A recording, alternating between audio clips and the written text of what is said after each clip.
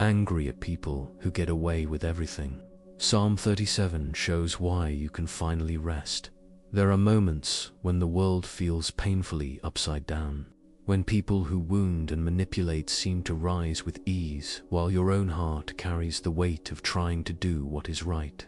You watch actions that should carry consequences instead bring rewards, and something inside you tightens. It is not only frustration, it is a quiet ache that settles deep in the soul, a tension between what you long for and what you see.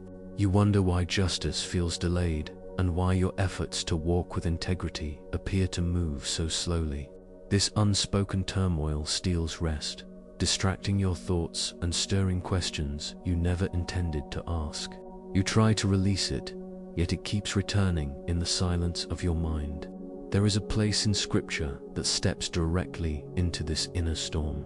Psalm 37 was written for moments exactly like this, when you were torn between anger and faith, between the desire for fairness and the exhaustion of watching what seems unfairly rewarded. The psalm does not scold your feelings. It welcomes them and offers a path that leads away from resentment and toward a steadier ground. It carries a wisdom that reaches beyond the surface and touches the places where your hope has been strained. This reflection invites you into that sacred journey, not to deny what hurts, but to uncover a rest that does not depend on what others do. Before we explore the promises that shape this psalm, we begin by entering the heart of the struggle it speaks to so clearly. There is a particular kind of weariness that grows when you witness wrongdoing unfolding in front of you and feel powerless to change it. It is not only the behavior itself that wounds you, it is the growing sense that your commitment to goodness seems slower, quieter, and far less rewarded than the shortcuts others take. You try to stay patient, but each new moment of unfairness adds another layer of heaviness to your heart. You begin to wonder how long you can carry this tension without breaking something inside yourself. This struggle shows up in many forms. It appears when someone at work advances by stepping over others, while your honesty goes unnoticed. It rises when a family member continues to speak harshly yet faces no pushback, leaving you with the weight of every emotional consequence. It comes when you watch someone cause harm and still walk freely, as if their actions were never seen. These experiences carve deep lines of frustration within you, lines you rarely admit out loud. Over time, the anger becomes quieter, but it becomes heavier as well. It settles into your thoughts when you wake up and lingers long after the day has ended. In the midst of this, you might feel torn between two impulses. Part of you wants to cling to faith, holding on to the belief that God sees what you cannot control. Another part of you aches with the temptation to give up on patience altogether. You may feel the urge to respond in ways that mirror the harm you have endured, to push back with the same force you received, or to release yourself from the burden of doing what is right. This inner conflict can feel like a storm with no shelter, a battle between the desire for justice and the exhaustion of trying to stay faithful in a world that does not always reward righteousness. When anger grows silently like this, it can begin to shape how you see everything around you. You may start reading situations through the lens of disappointment, assuming that every good effort will remain unseen and every harmful act will be overlooked. You may feel your trust in God stretched thin, not because you doubt His presence, but because your heart cannot understand His timing. It is not uncommon to feel abandoned in these moments, even though your mind knows that God is near. The distance you feel is not rebellion. It is the weight of waiting for justice you cannot produce on your own. This tension often leads to emotional fatigue. You might notice that your chest tightens when a familiar situation unfolds again, or that your thoughts circle the same frustrations, even when you want to let them go. You may feel guilty for feeling this way, believing that faith should shield you from these emotions. Yet Scripture never demands that you pretend. It never asks you to hide your wounded places or force yourself into peace. The Psalms, especially Psalm 37, begin by acknowledging the very turmoil you carry now. They speak to the fear that injustice will last forever, and to the quiet fear that your efforts will never bear fruit. What makes this struggle so painful is that it touches your deepest longing for meaning and fairness. You want your life to reflect the goodness you believe in. You want your choices to matter. You want to see that what is right is also strong enough to endure. When reality challenges these hopes, your spirit feels the weight of dissonance between what you know of God and what you see in the world. That dissonance can bring confusion, discouragement, and even spiritual fatigue. Yet this struggle, as heavy as it is, also reveals something important. It shows that your heart still cares deeply about righteousness. It shows that injustice still grieves you because you were created with a longing for truth, beauty, and goodness. It shows that your spirit is still reaching for a world aligned with God's character. Even when you cannot see the full picture, your frustration is not a sign that faith has failed. It is a sign that your heart is still aligned with the values of God's kingdom, even when your circumstances seem to contradict them. Psalm 37 begins exactly here, in this place of honest tension. It acknowledges the emotional storm without condemning the one who feels it. It offers a steadying voice to those caught between anger and trust, between longing for justice and waiting for God's timing. Before the psalm gives direction, it gives permission to acknowledge the struggle. It invites you to bring your unrest into the presence of a God who sees every hidden detail. As we continue, the wisdom of this psalm will begin to unfold. It will not silence your feelings, but it will gently reshape them. It will not erase the reality of injustice, but it will give you a foundation strong enough to stand on while you wait for God's work to unfold. This is where the journey begins, not in pretending to be unshaken, but in naming the storm that has been stirring inside your soul. Psalm 37 was written in a world shaped by the same tensions that trouble your heart today. Though centuries stand between you and the psalmist, the emotional landscape is strikingly familiar. People of that time also watched injustice unfold before their eyes. They saw the arrogant rise quickly, while the faithful waited for promises that felt slow to arrive. They experienced the sting of betrayal, the frustration of corruption, and the unsettling sight of those who harmed others walking freely without consequence.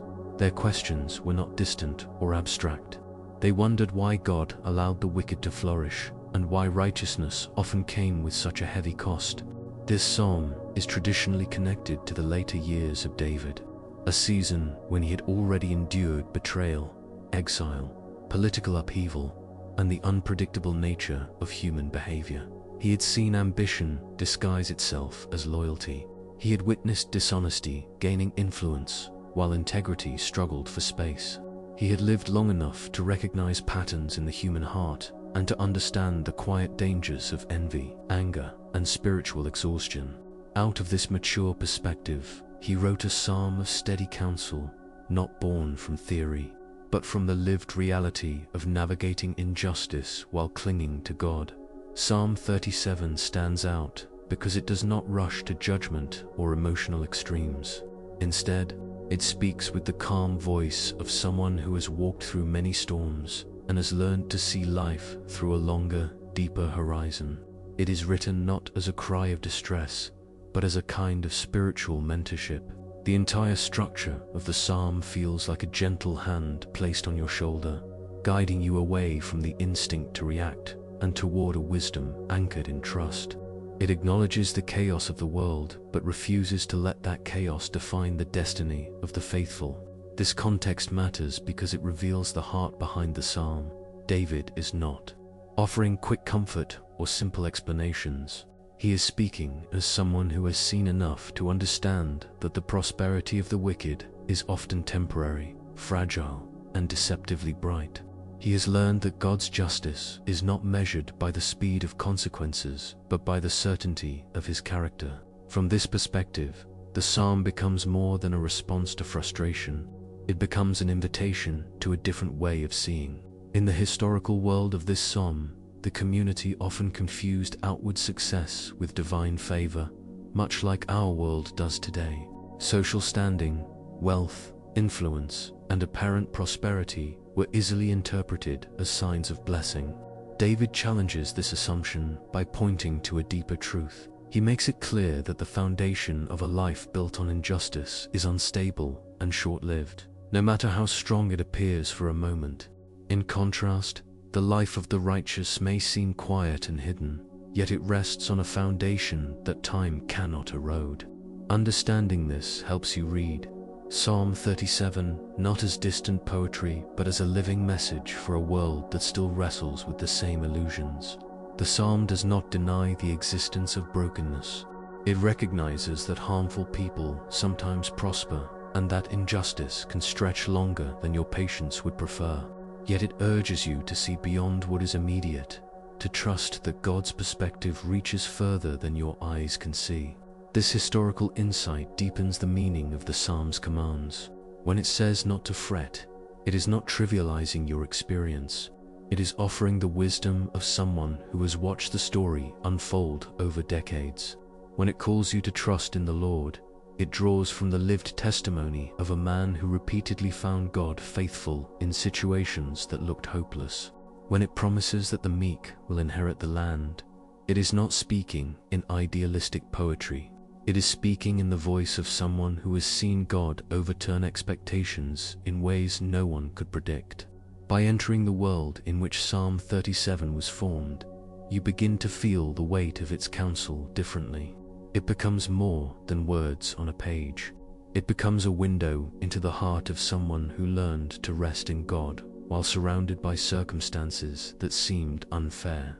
It reminds you that your struggle is not new and that God's answer is not uncertain. The same God who held David's world steady in the midst of injustice is the God who holds yours today. As we move forward, the core message of this psalm will begin to unfold with greater clarity. Its truths do not float above the real world. They rise from within it, shaped by the complexity of human experience and illuminated by the steady light of divine wisdom. Now that you have glimpsed the world that formed these words, we can step into the heart of the psalm itself and discover the message that speaks so directly to the turmoil you have been carrying. At the heart of Psalm 37 lies a steady and countercultural message that gently redirects the gaze of a weary soul. It begins by acknowledging the emotional pull of anger and envy, yet it does not leave you there. Instead, it offers a path that moves from agitation toward grounded trust. The first call you encounter is the invitation not to let your heart be consumed by the apparent success of those who do harm. This is not a command to suppress your emotions. It is an invitation to recognize how quickly agitation begins to shape your thoughts, your breathing, your decisions, and your peace. The psalm gently frees you from the tight grip of comparison, reminding you that what appears strong often stands on fragile ground. This shift is not about ignoring injustice, but about releasing yourself from the emotional captivity it creates. From here, the psalm guides you toward a deeper anchor. Trust in the Lord becomes the central movement of its message, not as a vague spiritual idea, but as a lived posture. It calls you to settle your heart in the presence of God, allowing trust to shape the way you interpret what you see around you. Trust becomes a kind of spiritual stability, a way of rooting your inner life in the unchanging character of God, rather than the unpredictable behavior of people. In this trust, you discover that righteousness is not about winning or appearing successful. It is about aligning yourself with the one who knows every hidden motive and every quiet act of faithfulness. The psalm assures you that God's guidance is not delayed. It is unfolding with a wisdom that takes into account far more than your eyes can perceive. Another central truth emerges when the psalm promises that those who delight in the Lord will find their desires shaped and fulfilled by Him. This is one of the most tender revelations in the entire passage. It suggests that the restlessness caused by injustice is not solved by getting what you want or seeing others receive what you believe they deserve. Instead, the healing begins when your deepest longings become intertwined with the heart of God. As you cultivate this delight, your desires become clearer, purer, and more aligned with His goodness. In this place of intimacy, the false glitter of unjust prosperity loses its power over you. God begins to fill the spaces where envy once settled, offering desires that lead to peace rather than turmoil. The psalm continues with a gentle but powerful command to commit your way to the Lord.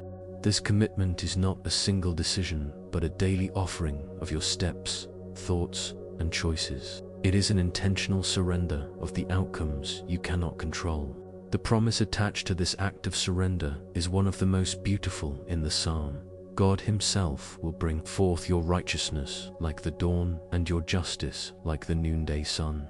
This image suggests that God's vindication does not arrive suddenly in a burst of emotion or dramatic action. It rises gradually, steadily, undeniably, like the sun moving across the sky. The light of God's justice becomes visible in His time, illuminating your path and revealing the integrity you carried quietly through every season of frustration. One of the most challenging yet transformative calls of the psalm appears in its instruction: to be still before the Lord and wait patiently for Him.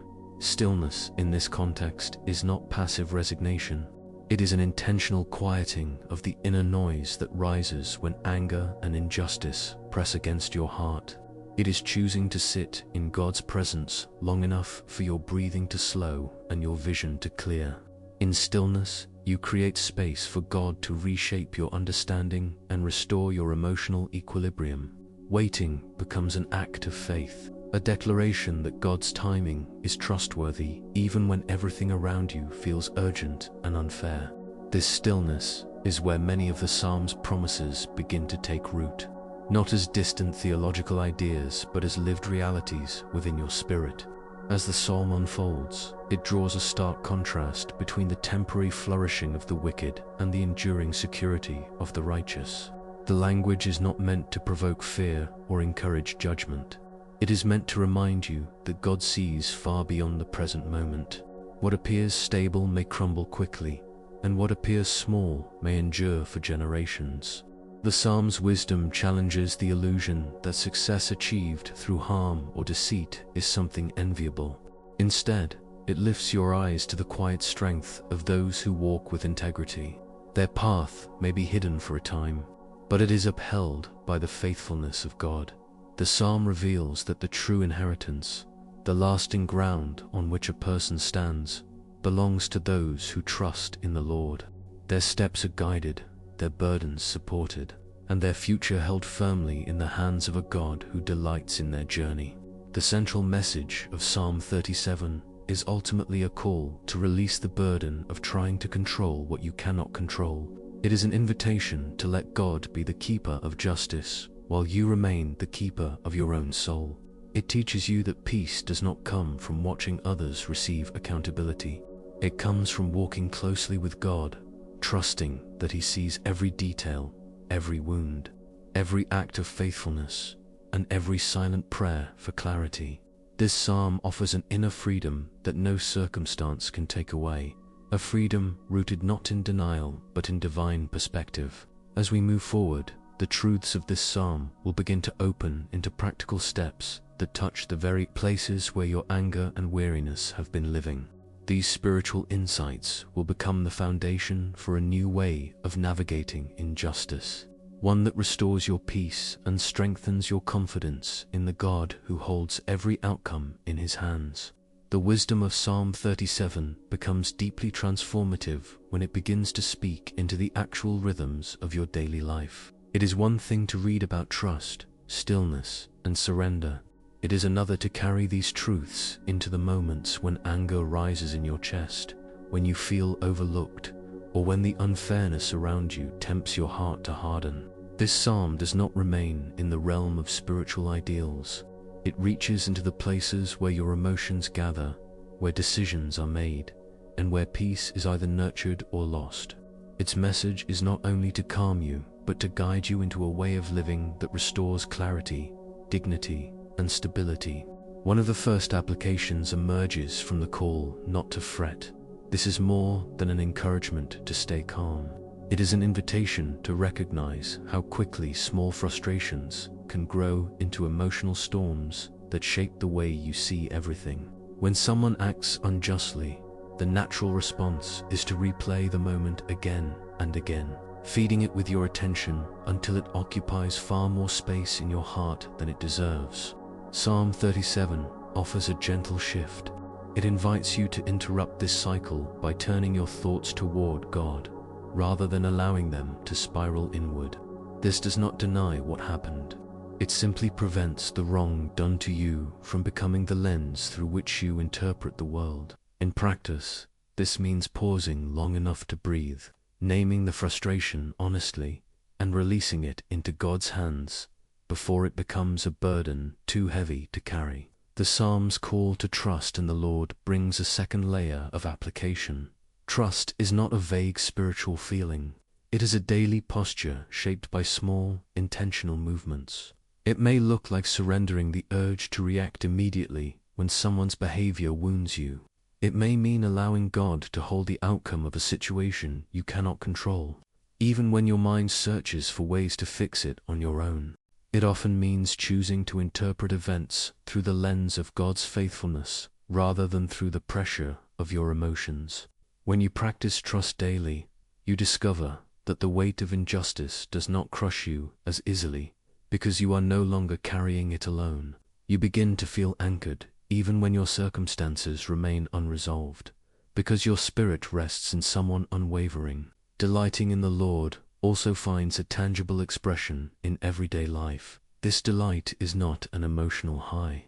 It is a quiet practice of turning your attention toward the goodness of God, allowing gratitude to soften the tension within you. It may be as simple as beginning the day with a short prayer of acknowledgement, reminding your heart that God is present before any challenge appears. It may grow into moments of reflection throughout the day, where you pause to see beauty, kindness, or provision, even when frustration tries to dominate your thoughts. As this practice deepens, your desires begin to shift. The longing to see others corrected loses its grip, and a new longing for peace, stability, and spiritual clarity takes its place. You discover that God is not merely shaping your circumstances.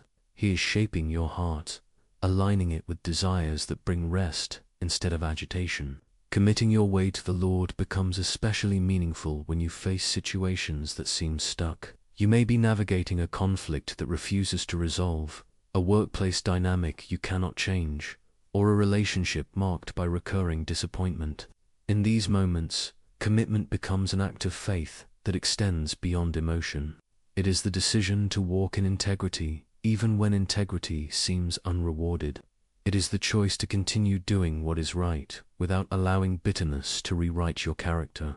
This kind of commitment does not erase pain, but it protects your spirit from being shaped by the very injustice that wounded you.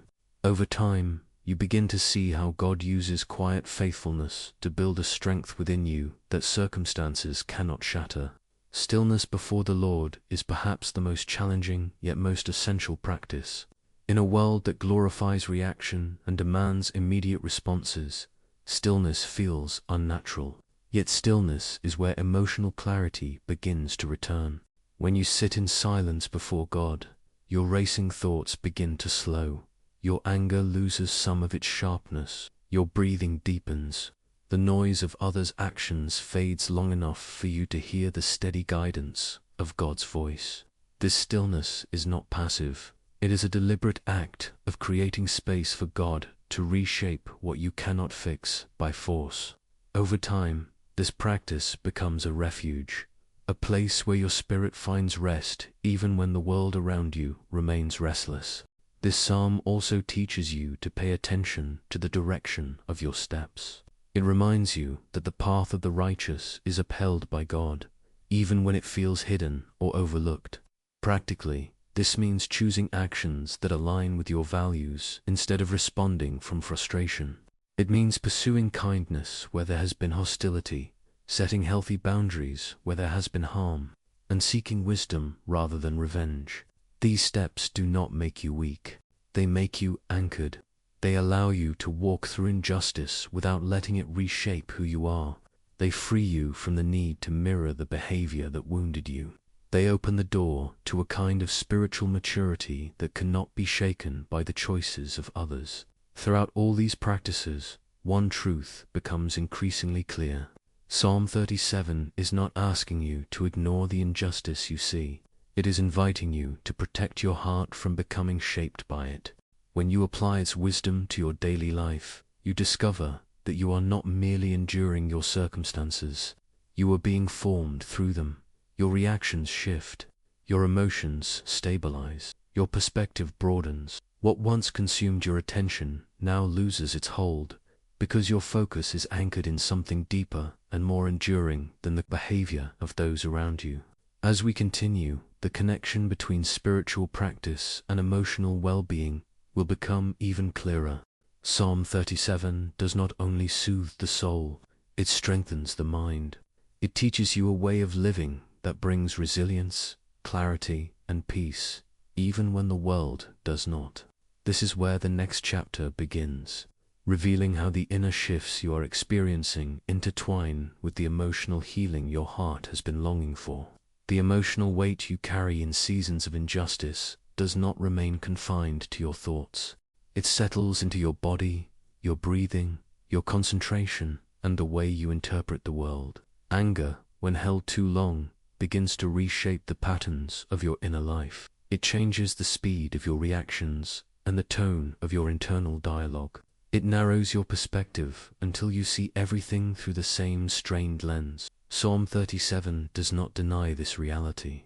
Instead, it gently offers a pathway that mirrors what modern emotional wisdom continues to affirm. The state of your soul directly influences the health of your mind and the balance of your emotions. One of the most significant insights from this psalm is the invitation to pause before reacting. When anger rises, your nervous system tightens, your thoughts accelerate. You feel the urge to respond quickly, as if your survival depends on immediate action. This is a natural human instinct, yet it often leads to decisions formed more by emotion than by clarity. The Psalm's call to be still before the Lord becomes a powerful counter-movement. Stillness gives your mind time to settle, so your choices are not shaped by the chaos of the moment. This quiet pause acts like a reset, allowing your nervous system to relax enough for wisdom to find its way back to the center of your thoughts. There is also a psychological dimension to the Psalm's insistence on releasing envy and agitation. When you dwell on the behavior of those who do harm, your mind begins to create stories about how the world works. You may start believing that integrity no longer matters, or that doing what is right only leads to disappointment. This pattern feeds emotional fatigue, making it difficult to trust, hope, or stay grounded. Psalm 37 interrupts this cycle by shifting your attention away from the actions of others and toward the presence of God. This redirection is not a denial of reality. It is a psychological realignment that prevents your thoughts from being swallowed by frustration. It protects your mind from becoming shaped by the very injustice that grieves you. One of the most healing insights found in both scripture and psychology is the power of naming your emotions. When you feel angry or overwhelmed, acknowledging these feelings rather than suppressing them can soften their intensity. Psalm 37 creates space for honest emotion without allowing that emotion to become your master. This balance is essential for emotional resilience. Naming what you feel brings clarity. Allowing God to hold what you name brings peace. Together, they form a path that neither denies pain nor allows pain to define you.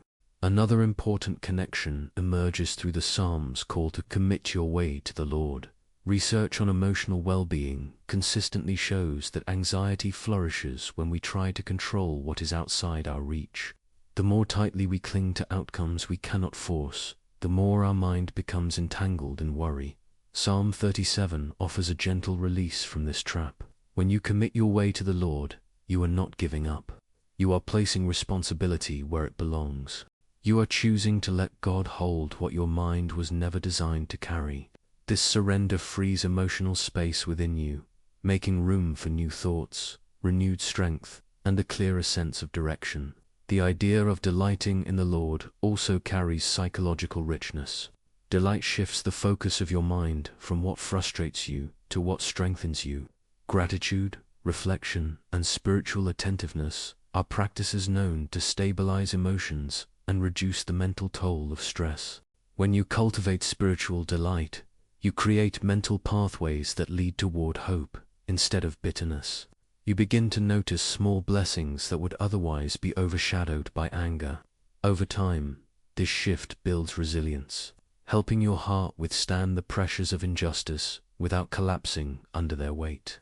Stillness, trust, surrender, and delight all point to one profound truth. Emotional healing does not always come from changing your circumstances. It often begins by changing the way you inhabit them. Psalm 37 teaches you to step out of the cycle of reactivity and into a rhythm of grounded, steady presence. It invites your mind to rest not in outcomes, but in the character of God. This movement creates an inner space where anxiety loses its hold and peace begins to take root.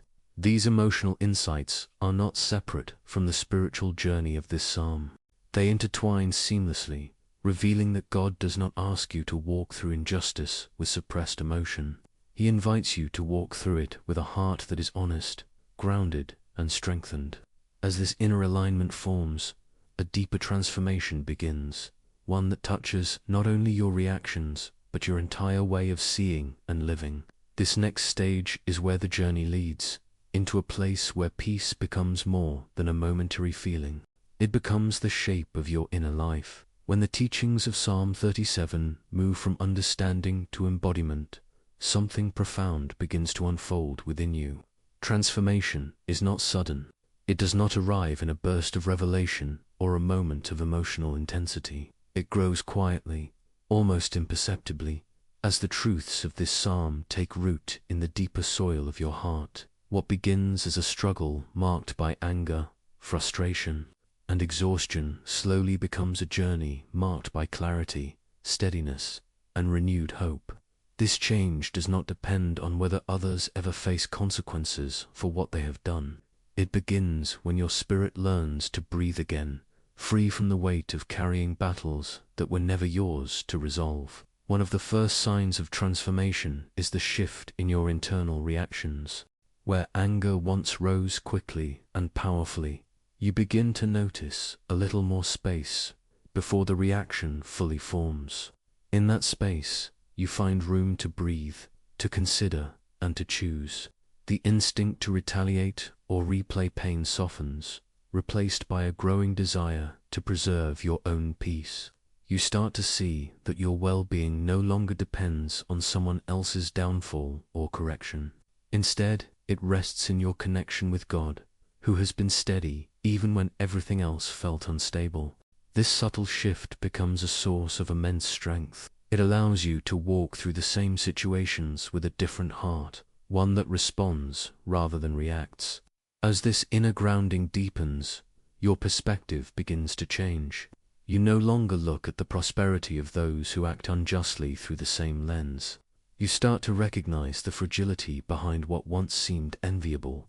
The appearance of success no longer holds the same allure or power over your emotions. You see with greater clarity that a life built on harm eventually fractures under its own weight, and that integrity, even when slow and quiet, carries a strength that endures.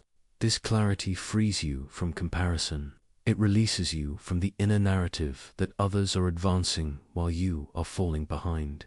You begin to trust that the pace of your journey is shaped with intention and that nothing rooted in God is ever wasted.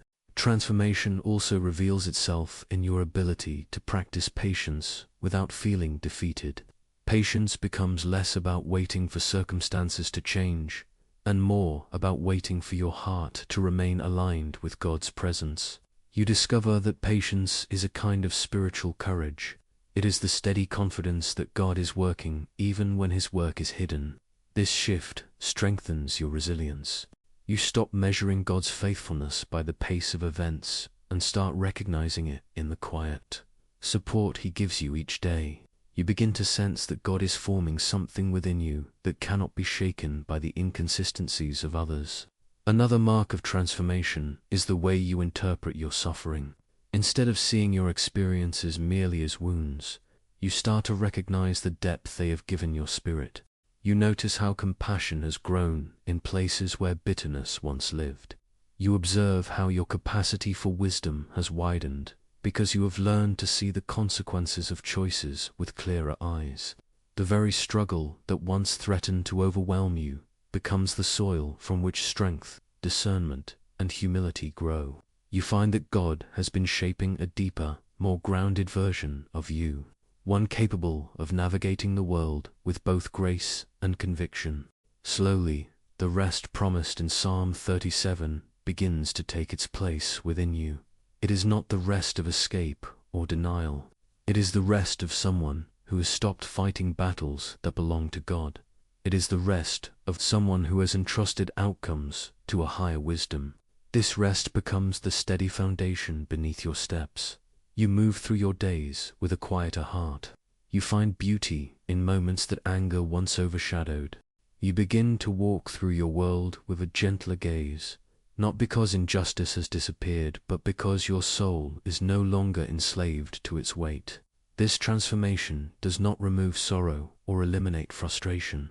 It simply prevents those emotions from being the architects of your inner life. You remain capable of grief, disappointment, and righteous anger.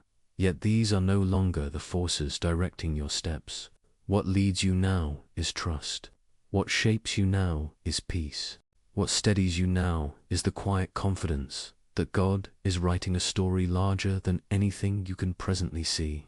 And as this transformation takes root, you begin to reflect the very character of the one you trust, living with a calm strength that becomes a testimony in itself. The final movement of this journey brings us into a place of prayer, where you are invited to place everything you have felt, feared, and carried into the hands of God. This sacred closing is where your spirit gathers the truths of this psalm and offers them back to the one who has guided you through each chapter of this healing. It is in prayer that transformation becomes deeply personal, settling into your soul as both promise and presence. Holy God, I bring before you the heart of the one who has walked through this reflection with honesty and courage. You see every moment when anger rose uninvited, every quiet disappointment, every weary question behind their calm expression. You know the weight they have carried, the injustices they have witnessed, the wounds that lingered longer than expected. You see the places where their strength thinned and the silent prayers they offered in moments when words were hard to find. Wrap them now in the nearness of your presence. Let them feel the certainty that their story is held in hands far stronger and gentler than their own. Teach them to rest in your wisdom. Calm the tension that gathers in their thoughts. Steady their emotions where fear and frustration once tangled. Give them clarity to see beyond the urgency of the moment and the grace to trust that your timing is never careless. Restore what anger has drained. Renew what disappointment has dulled.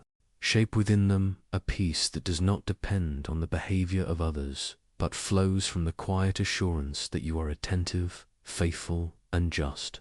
Let them walk forward with a spirit grounded in your presence, confident that truth will rise and that every faithful step they take is seen and honored by you. May the transformation begun in this reflection continue as they live out the wisdom of Psalm 37. Guide their steps.